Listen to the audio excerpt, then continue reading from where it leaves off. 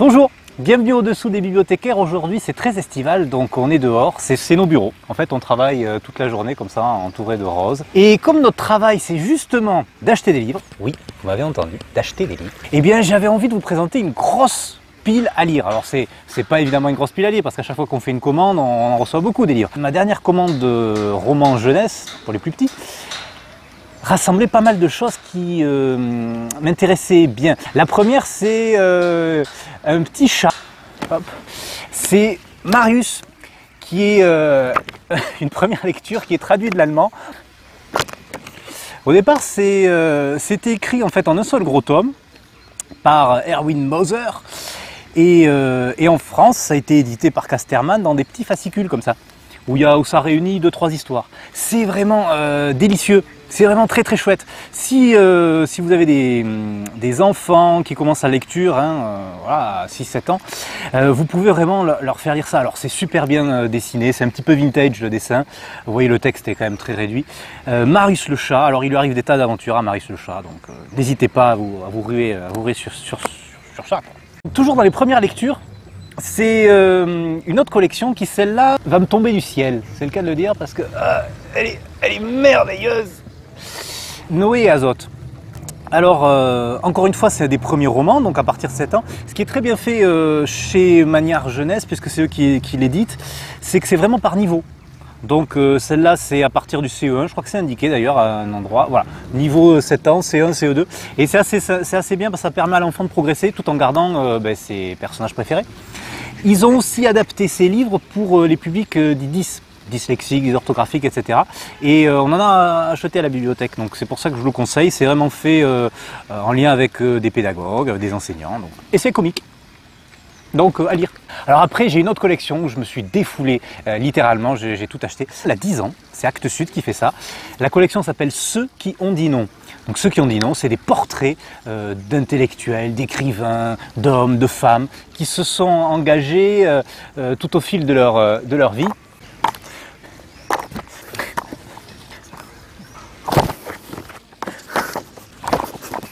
Pour dire non à tout un tas de choses. Alors, Diderot dit non à l'ignorance, Zola dit non à l'erreur judiciaire, Césaire à l'humiliation. Voilà, ce sont des mini-biographies. C'est pour les jeunes, quoi. Les préados peuvent vraiment commencer à découvrir ça, ces petits romans historiques, si ça leur plaît.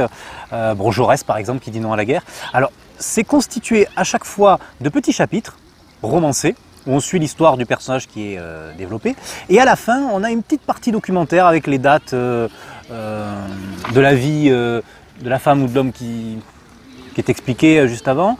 On a aussi une petite bibliographie, si voilà, pour les ados peut-être un peu plus âgés qui veulent aller gratter un petit peu plus loin, s'ils ont été passionnés par les personnages. C'est vraiment une super collection.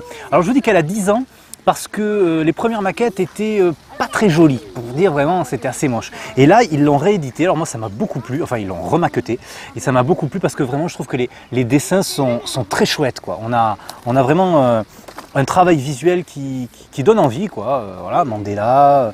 Alors là je vous ai pris, non j'avais dit qu'il n'y avait pas, parce qu'il y a beaucoup de femmes justement, et c'est ça qui est intéressant, c'est que cette collection est assez bien faite. On a Marie Curie, on a Angela Davis, on a bon, voilà, tout un tas de figures qui se sont un peu engagées, qui ont dit non. Et ça j'aime bien, ils ont dit non. Puisque vous n'êtes pas censé savoir, si vous fréquentez les rayons de bibliothèque, qu'il y a des livres qui sont abîmés parce qu'ils sont lus et relus et relus et relus et relus. Et bien évidemment, c'est le cas de Harry Potter. Bon, vous allez me dire pourquoi je vous dis ça dans ma pile à lire, je l'ai lu et relu déjà, oui, une dizaine de fois. Cette dernière édition, je trouve, est assez jolie, visuellement. La précédente n'était pas très bien réussie, hein. On a souvent payé l'édition française de couverture qui n'était pas sensationnelle, mis à part peut-être les toutes premières. Et là, cette dernière édition, finalement, je la trouve pas si mal. Bon, la reliure tiendra pas les fous, mais le texte est assez bien présenté et bon, les couvertures sont chouettes. Et ce qui est sympa, c'est qu'on a une petite citation derrière. On n'a pas le résumé, parce que tout le monde connaît, donc on n'a pas le résumé. On a juste une citation du livre. Et dans chaque tome, c'est comme ça. Donc si ça vous dit de vous refaire une belle collection des livres Harry Potter, privilégiez celle-là. Une collection où c'est pas illustré, évidemment.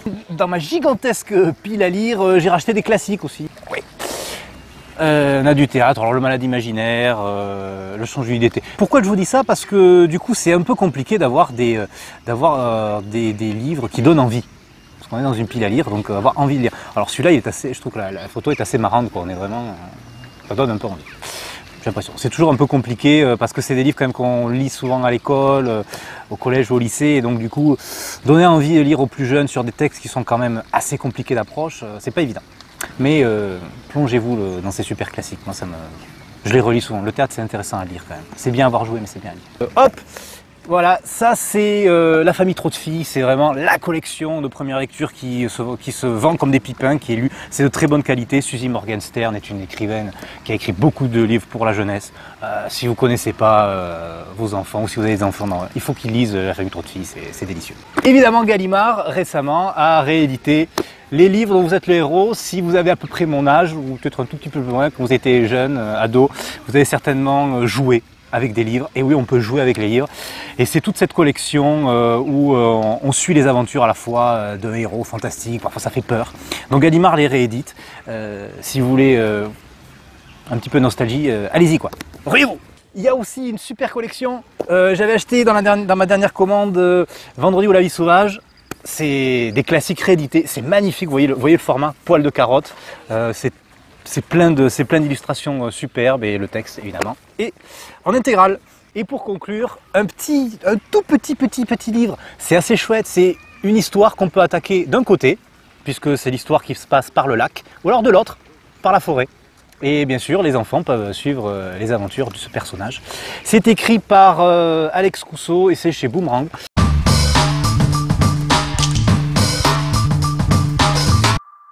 Merci de vous avoir suivi sur cette vidéo un petit peu originale de très grosses pales. On continue bien sûr à publier tous les jeudis soirs à 19 h des vidéos booktube, pales. On est heureux de partager ces moments privilégiés avec vous et on se dit à très vite pour de nouvelles aventures littéraires.